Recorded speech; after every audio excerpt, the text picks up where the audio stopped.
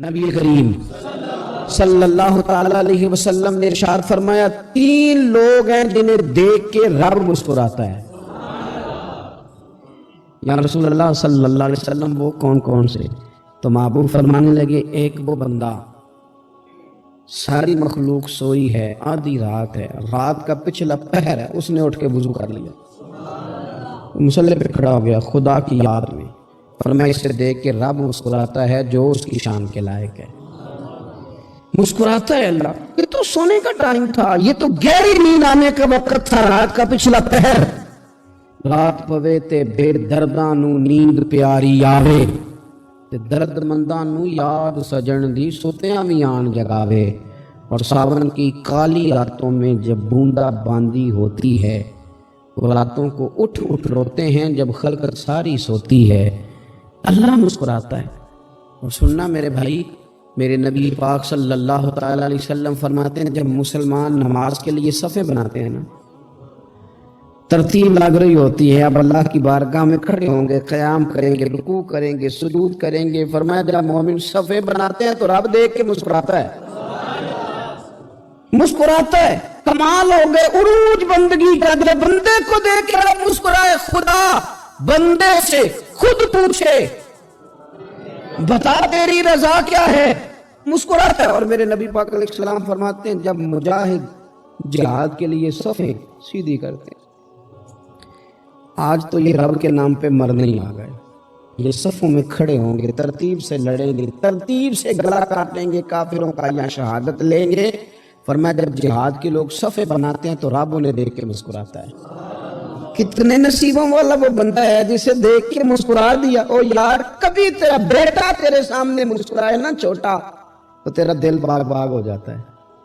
تیری ماں بیمار کسی ایک دن صحیح طرح ہنس پڑے تو طبیعت خوش ہو جاتی۔ مجھے بتاؤ نا جس کا رب بھی اسے دیکھ کے ہنس پڑے جو اس کی شان کے لائق ہے، کیا اس بندے کے نصیبیں ہیں، کیا اس کے مقدر ہیں۔ آپ اس مقام پر اپنے آپ کو لائیں۔ اب دیکھیں نا یہ حدیث آپ نے سن لی، اب ہم نے نا اس طرح صفحے نہیں بنانے دی جس طرح ساری دنیا، آپ ذرا صفحے بھی شوق سے بنائیں گے، آپ ذرا تھوڑا سا شوق پیدا کریں گے، بھئی یہ تو میں وہ کام کرنے لگا ہوں جسے دیکھ کے رب مسکراتا ہے۔ نبی پاک صلی اللہ علیہ وسلم نے فرمایا جب کوئی بندہ توبہ کرتا ہے نا، ہم توبہ کا رٹا لگاتے ہیں، یا اللہ میری توبہ یا اللہ۔ اور توبہ کا تو مطلب یہ ہے کہ پچھلے گناہوں سے پکی توبہ، آج کے بعد یہ غلطی نہ کرنے کا پکا وعدہ۔ تو نے ساری شب برات رو کے گزاری ہے، بتا سویرے جھوٹ جوڑنے کا ارادہ ہے تیرا، آج کے بعد رشوت تو نہیں نہ لے گا، ملاوٹ تو نہیں نہ کرے گا، یہ توبہ ہے۔ اور اگر سارے کام اسی طرح کرنے تو پھر توبہ کا رٹا ہے، جتنا مرضی لگاؤ۔ حضرت علی بن ربیعہ رضی اللہ تعالیٰ عنہ فرماتے ہیں میں مولا علی کے ساتھ تھا، مقام حرہ کی طرف جا رہے تھے، حضرت علی نے ہاتھ اٹھا کے دعا مانگی ہماری تعلیم کے لیے، ورنہ حضرت علی ہم صحابہ کو محفوظ عن الخطا تو مانتے ہیں نا، ہاتھ اٹھا کے کہا اے اللہ ہمارے گناہ بخش دے، تیرے علاوہ کوئی معاف کرنے والا نہیں۔ اور پھر حضرت علی آسمان کی طرف دیکھا اور دیکھ کے نا حضرت علی بن ربیعہ کو تو مسکرائے۔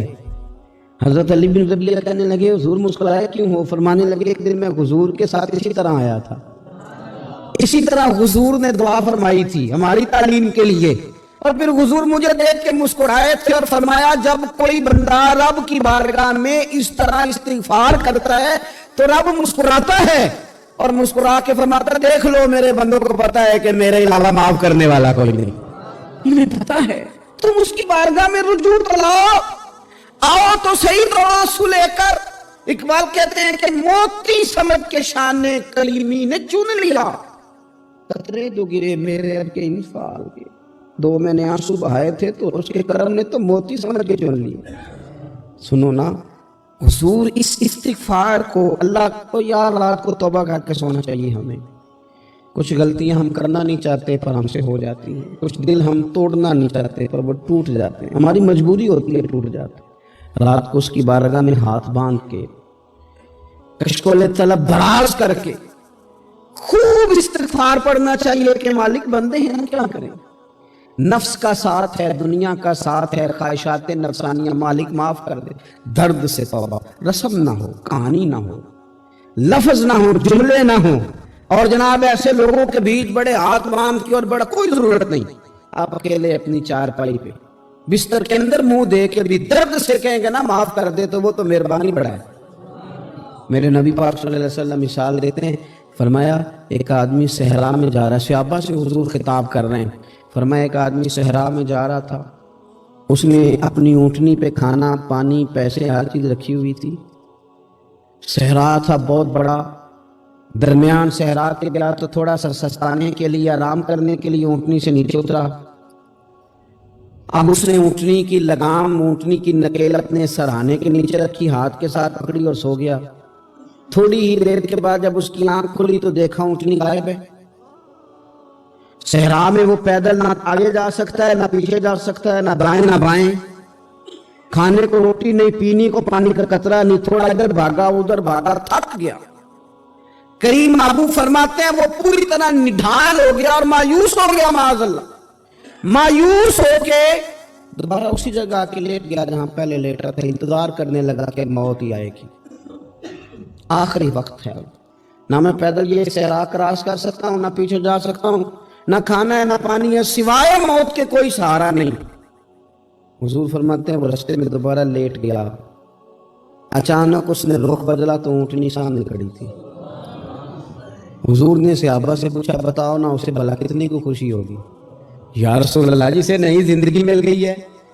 آپ دیکھیں نا سارے ڈاکٹروں نے کہہ دیا کہ اس کے گردے معدہ جگر ہر چیز ختم ہے، گھر لے جاؤ خدمت کرو، ہر طرف پریشانی ہے، وہ بندہ بھی سمجھ گیا ہے کہ آخری وقت آ گیا، کل جاؤں پرسوں جاؤں، تیاری ہو گئی، سب لوگ آ گئے، باہر والے بھی آ گئے، یہ ماحول ایک عجیب رنگ اختیار کر گیا۔ اچانک ایک ڈاکٹر نے آ کے کہا نہیں غلطی لگ گئی تھی۔ مجھے بتائیے انداز کیا ہوتا ہے؟ بغیر دوائی کے بندہ اٹھ کے کھڑا نہیں ہو جاتا، او میں تو بچ گیا ہوں۔ نبی پاک صلی اللہ علیہ وسلم فرمانے لگے اس کی اونٹنی مل گئی، بتاؤ بھلا اسے کتنی خوشی ہوگی؟ یا رسول اللہ وہ تو دوبارہ دنیا میں آ گیا۔ حضور فرمانے لگے اسے کچھ بھی خوشی نہیں ہوئی۔ جب کوئی رب کا گناہگار بندہ آ کے توبہ کرتا ہے، رب کو اس سے کئی گنا زیادہ خوشی ہوتی ہے۔ میرا بندہ آ گیا ہے، میرا بندہ آ گیا ہے، میرے گھر آ گیا، اس نے آنسو بہائے ہیں، اس نے کہا اللہ میں تیرا ہی ہوں، تیرا ہی رزق کھاتا ہوں، تیری ہی زمین پہ رہتا ہوں، تیرے نام سے میری سانسیں چلتی ہیں۔ وہ آ گیا، فرمایا اس اونٹنی والے سے زیادہ رب کو خوشی ہوتی ہے جب گناہگار آ کے توبہ کرتے۔ گناہگاروں کے آنسو اس کی بارگاہ میں بڑے مقبول ہیں، لیکن ہم رسم ادا کرتے ہیں، توبہ نہیں کرتے، ہم اپنے آپ کے ساتھ دھوکہ کرتے ہیں، جھوٹ بولتے ہیں۔ ہم بندہ کوئی ناراض ہو جائے تو ہمیں کو نہیں نیند آتی، اس کے گھر چلے جاتے ہیں۔ ہم اپنے سارے رشتوں کو تعلقات کو مینٹین کر کے رکھنے کے عادی ہیں، ہمیں پتہ ہے کہ وہاں میں نہیں جا سکا تو بیٹا بھیجتا ہوں، فلاں شادی پہ میں نہیں جا سکا تو بھتیجا بھیجتا ہوں، بھائی بھیجتا ہوں، ہر تعلق کا ہم نے خیال رکھا تو روٹ نہ جائے۔ لیکن کمال ہے نا، یہ نہیں سوچا کہ اگر رب روٹ گیا تو جب وہ روٹ جائے نا تو سارے رشتے بھی بندے کے پاس موجود ہوں تو کوئی کارآمد نہیں ہوتا، پھر کروڑوں روپیہ جیب میں ہوں تو ڈاکٹروں کی دوائیاں اثر نہیں کرتی۔ وہ روٹ جائے تو پھر انسان اس طرح سے پھسلتا ہے کہ بڑے بڑے اس کے پاس دروازے ہوتے ہیں پر کسی جگہ اس کا ہاتھ نہیں لگتا۔ خدا را سنو، نبی پاک صلی اللہ علیہ وسلم کے پاس مہمان آ گیا، بخاری مسلم ہے، حضور نے ازواج مطہرات کے گھروں میں پیغام بھیجا، کوئی چیز ہے ضیافت کے لیے؟ یا رسول اللہ کچھ بھی نہیں، یہ دو جہاں کے شاہ ہیں اور پاس کچھ رکھتے نہیں، دو جہاں کی نعمتیں ہیں ان کے خالی ہاتھ ہیں۔ یا رسول اللہ کوئی چیز بھی نہیں۔